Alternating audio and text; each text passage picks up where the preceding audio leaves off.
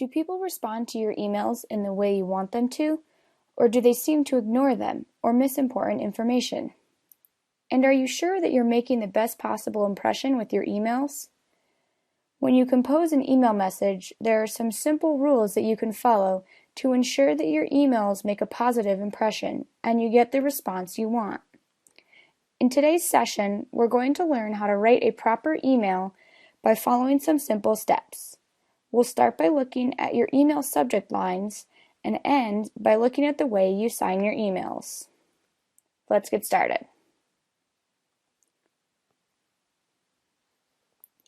Think about the subject lines on the email messages you receive. Which ones do you think are most effective? Why? Email subject lines are like newspaper headlines. They should convey the main point of your email or the idea that you want the reader to take away from your email.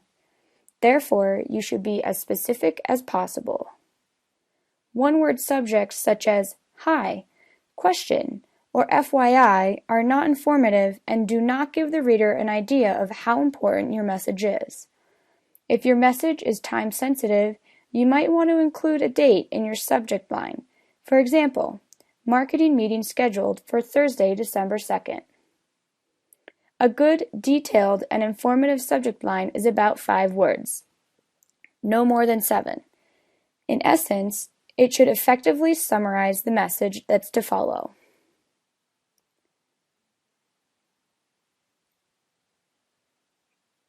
It is always a good idea to start your email with a salutation. If you don't know the person well, you may be confused about how to address him or her. For example, at some point in time, you may have wondered how to address your teacher's assistant or professor. We'll discuss 3 good practices to follow. The first good practice is to, when in doubt, address someone more formally to avoid offending them. Some common ways to address your email recipients are Dear Professor Smith, or Hello Miss McMahon, or even Hi Mary. What if you don't know the name of the person you are emailing? If you don't know the name of the person you are addressing, or if the email addresses a diverse group, try something generic yet polite, such as To whom it may concern, or Dear members of the selection committee, or even Hello everyone. The second good practice is to stay away from using Sir or Mr. unless absolutely certain that your correspondent is a male.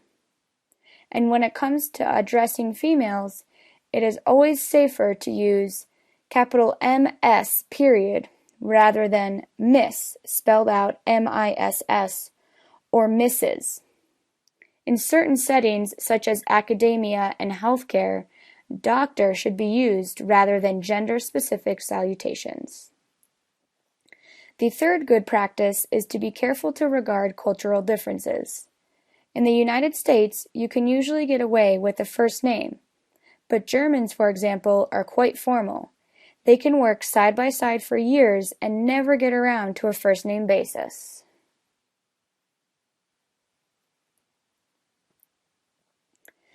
Have you ever sent an email that caused confusion and took at least one more communication to straighten out? Most likely, your email lacked clarity and brevity.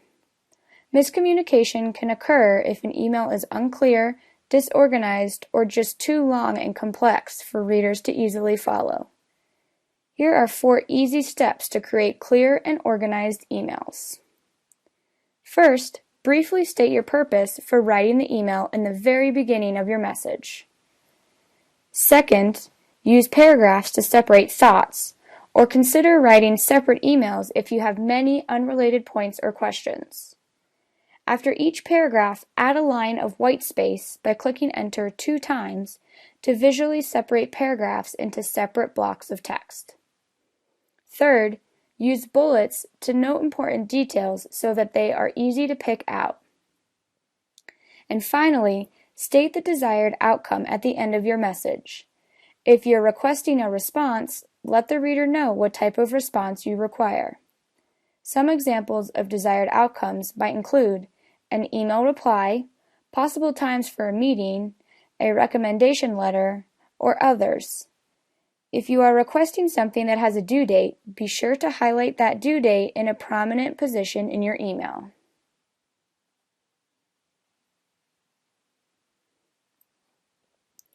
Email communications are a reflection of who you are, and emails with excessive spelling and grammar errors may come across as you being lazy, uncaring about your image, or even unprofessional. This is why it is very important that you demonstrate excellent spelling and grammar. Here are 3 key tips for maximizing your email writing. First, avoid using text message abbreviations.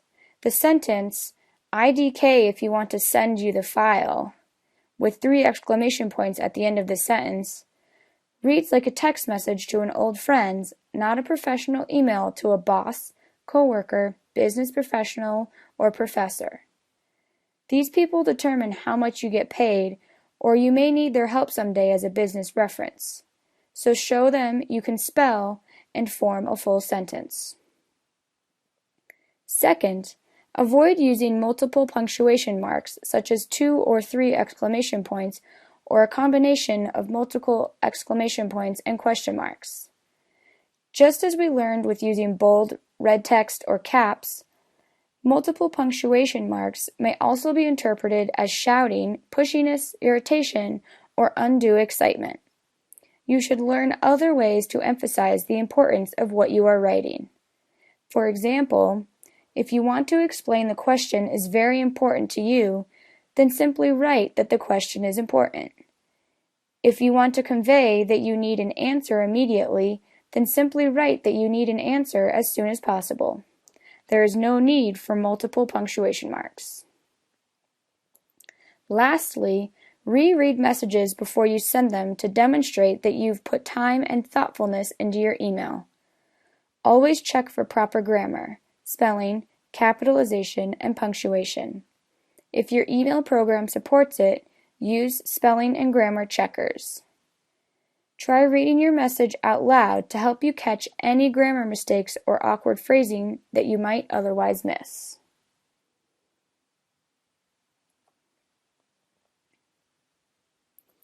Tone is a difficult thing to explain. Remember when your parents would say, "Don't use that tone of voice with me, young lady or young man"? Your feelings come across by the way you say something. It is easy to change your tone when you're speaking. However, when you are writing, it's very hard to do. Whenever I write an email, I read my message over several times before I hit send. I want to make sure I come across as respectful, friendly, and approachable. I don't want to sound curt or demanding. Sometimes just rearranging your paragraphs will help. Here are a few tips to ensure you write with a proper tone. First, you should always avoid language that could be perceived as blaming. Instead of saying, "You didn't post my exam score," think about writing, "I am having trouble locating my exam score." As another example, don't write, "Your test was too hard." Instead, try, "I didn't do as well as I would have liked on the test." Second, if you're writing to someone you've communicated with before, you might want to begin by saying, "I hope you are well." This starts the email off right, demonstrating concern for your email recipient.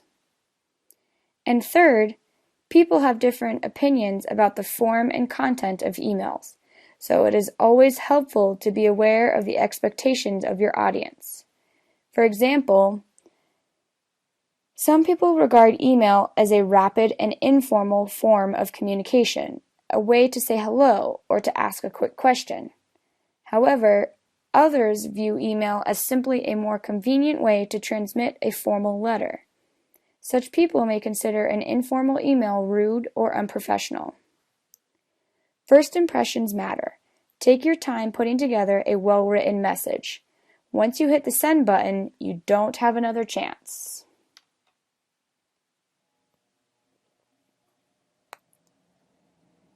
It's important that you add context to your email content when asking or responding to questions. Why? Because not doing so can lead the reader to confusion. Here are 2 good tips to add context to your emails. First, if you are asking a question, cut and paste any relevant text into the email so that the reader has some frame of reference for your question. For example, let's say you keep getting error messages when attempting to log in to the marketing plan software LivePlan that your professor has assigned. You've had no luck resolving this issue on your own, so you decide to send your professor an email notifying her of the problem and asking her if she knows how to fix it. What information could you include to make the problem you're having as clear as possible to your professor? Well, rather than simply saying, "I can't log into LivePlan," consider instead, "I tried logging into LivePlan at 9 a.m., noon, and 6 p.m. by going to www.liveplan.com. I received the following error message: login not valid. Unfortunately, I did not see where I can troubleshoot this problem on the LivePlan site. Any insight would be greatly appreciated." As you can see from this example, the extended email with additional details helps to provide extra context to your problem. Maybe you just simply had the wrong website address. Second, when replying to someone else's questions, it can often be helpful to either include or restate the sender's message. It is not a good idea to simply respond with a one-word answer such as yes or no. While it may be efficient to respond with one-word answers, they may come across to the reader as abrupt and too informal. It is also a good idea to take the time to address all of the questions posed to you by the email sender, especially if that sender is your professor or boss. If you do not answer all the questions in the original email, you will receive further emails regarding the unanswered questions, which will not only waste your time and your recipient's time, but also cause considerable frustration. If the questions are too complicated to answer by email, then request a face-to-face meeting or phone call with the sender.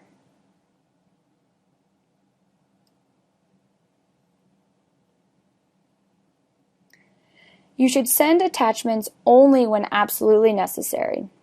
To send an attachment without notice that someone didn't ask for, or in a format they don't have the software to open, demonstrates a lack of courtesy to those you are emailing. No matter how important you think that attachment is, you need to consider the following 4 issues.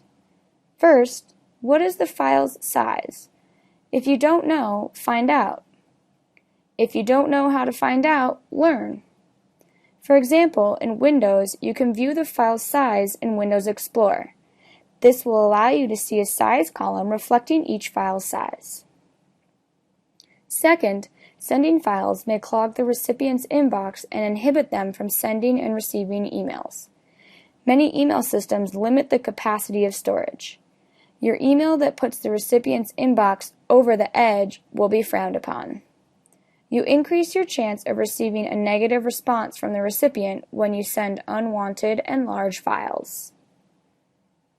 Third, because of computer viruses, many people will not open attachments unless they know the sender. Even that can be a mistake because many viruses come disguised in email and messages from someone you know. And finally, if you must send a file, only attach files in a format that you know the other side has the software to view. For example, not everyone has Microsoft Publisher, Excel, PowerPoint, Keynote, or Pages. If the other side does not have Excel and you send an Excel file to them, they most likely cannot open it, and this may cause even further frustration.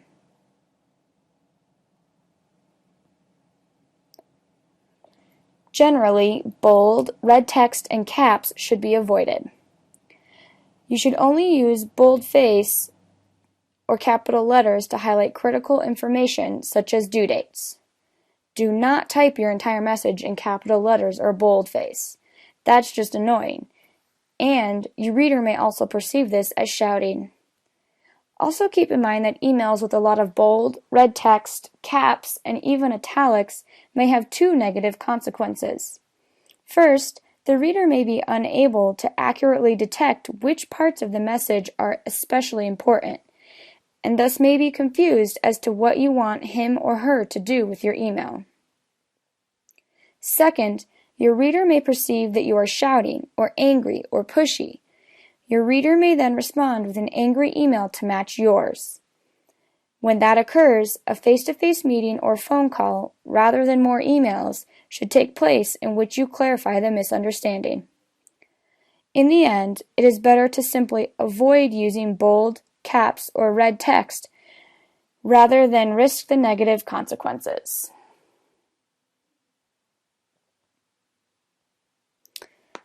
Although the use of emoticons, such as smiley faces, has the potential to make the emotional meaning of an email clearer, the reality is that these symbols are not well accepted in business communication. This means emoticons have the potential to reflect poorly on the sender. While a lot of business people understand the importance of following certain rules when writing a business letter, they often forget these rules when composing an email message. Here is one important rule you should follow. When communicating with anyone other than your close friends and family, such as business professionals, work colleagues, and professors, it is always important to be professional.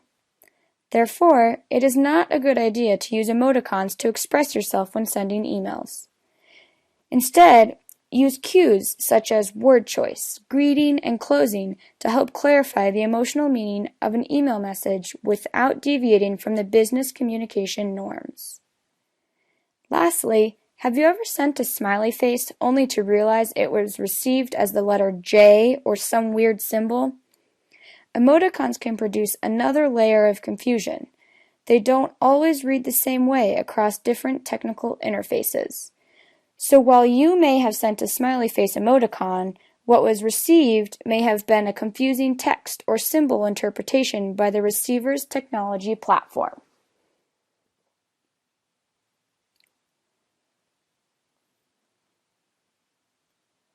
Your closing is extremely important because it lets the reader know who is contacting them. There are two parts to the closing: your closing statement and your email signature. First, let's discuss your closing statement. Prior to signing your name, you should include a brief but friendly closing statement. Some common examples include, "Thank you," "Best wishes," "See you tomorrow," and "Regards." For a very formal message, such as a job application, use the kind of closing that you might see in a business letter, such as "Sincerely" or "Respectfully yours." Okay, so now let's discuss your email signature. Your email signature includes your name and any relevant identifying information. At a minimum, always sign off with your name at the end of your email. If you know the reader well, then your first name only is appropriate. But if you don't know the reader well, you might consider not only including your first and last name, but also including your title and the organization you belong to. For example, you might include the following information: your name, Mary Watkins, followed by your title, Senior Research Associate, followed by the company you work for, Bain & Company. You may also choose to include your phone number so that the recipient can easily reach you by phone. Or, let's say you are organizing a reunion party for the yearbook club to which you belonged in high school. In that case, you might sign your name Joseph Smith, followed by your high school, Seminole High School, followed by the year you graduated, class of 2012. As one final tip, for the college students, when emailing your professors, you should always include the class for which you are enrolled with the professor in order to avoid confusion.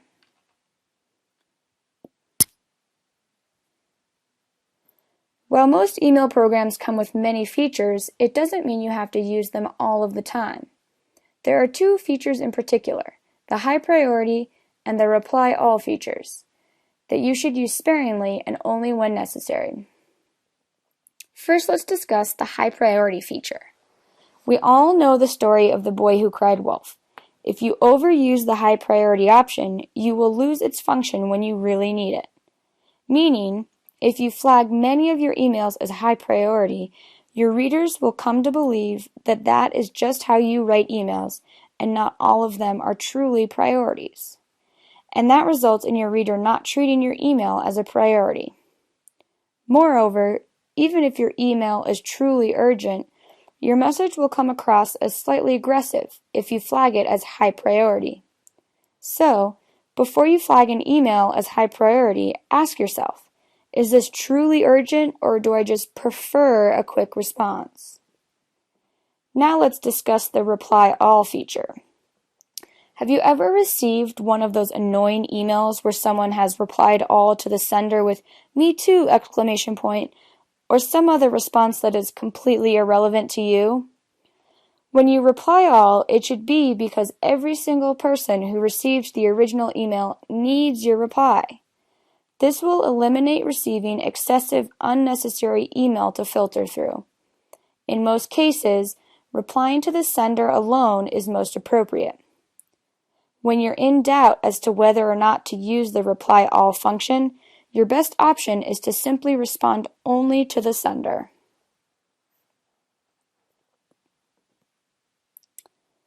Before we discuss the BCC or blind copy feature, we first need to understand the carbon copy or CC feature. When you send a message to more than one address using the CC field, both the original recipient and all the recipients of the carbon copies can see all the email addresses in both the To and CC fields. Each person who receives the message will be able to see the addresses of everyone else who received it. On the other hand, when you send a message to more than one address using the BCC field, each person who receives the message will not be able to see the addresses of everyone else who received it. Blind copying emails to a group of people can be useful when you don't want everyone on the list to have each other's email addresses. The only recipient address that will be visible to all recipients is the one in the To fields. You should use BCC when sending an email to many recipients who don't know each other, such as with mass distribution emails. Here's what you should do if you don't want any of the recipients to see the email addresses in the list. First, put your own address into the To field. Then put everyone else's address in the BCC fields. Take care to do this to respect the privacy of others who may not want to have their email addresses exposed to those they do not know.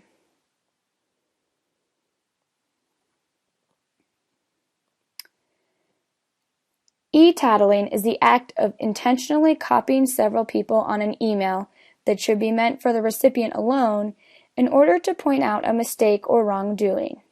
In business correspondence, the people copied are usually managers, supervisors, or clients. In an academic setting, the people copied can be teammates and professors. Maybe you've been involved in an e-tattling attempt. Someone emails a coworker or teammate with a request. When the request is not responded to, declined, or is denied, the requester then sends a scathing, hostile, or sometimes accusatory personal attack while CCing a list of others. But what results from this? At the very least, an e-tattle embarrasses the individual involved and demonstrates their lack of professionalism. While these tactics rarely work, this approach will most likely cause problems with ongoing relationships, teamwork efforts, cause embarrassment, and hurt feelings. So how do you handle e-tattling at work? If you do not get the response you desire, pick up the phone first, or meet personally with the individual involved to resolve the issue. To begin CCing, or worse yet, BCCing others with your inflammatory comments or accusations will do nothing but reflect negatively upon you and your inability to communicate in a professional manner.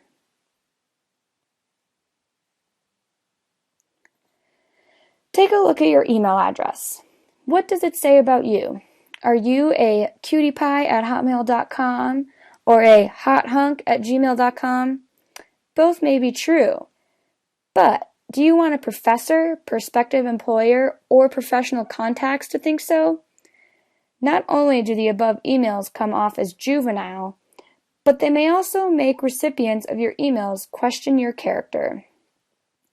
While a cute or risque email address can seem clever among your group of friends, it can send the wrong message to admissions offices, hiring managers, potential colleagues or partners, and other business professionals you meet.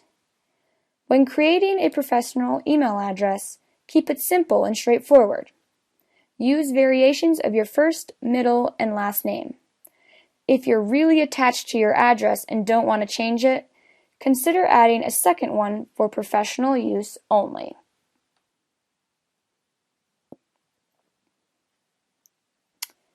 You should know that email is never private. Any email, including those claiming to be private, is often compared to a postcard in that anyone who comes in contact with it can read it. Email is hard to destroy. Most electronic documents are backed up and recoverable. Here are some other reasons not to send personal or confidential information via email. Email may not be deleted by the person to whom the email was sent. Email can be stored on the recipient's computer indefinitely. Email can be modified and sent to someone else, or email can be forwarded without your consent. So, it is important to keep in mind that your message could be forwarded on to other people without your knowledge. A backup copy of your email is always stored on a server where it can be easily retrieved by interested parties, even when you have deleted the message and think it is gone forever. Instead of putting sensitive information into an email, it is better to make contact either by phone or in person, especially regarding your confidential matter.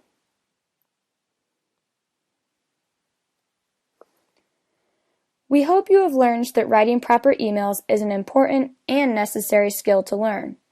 The consequences of writing poorly written emails are always the same.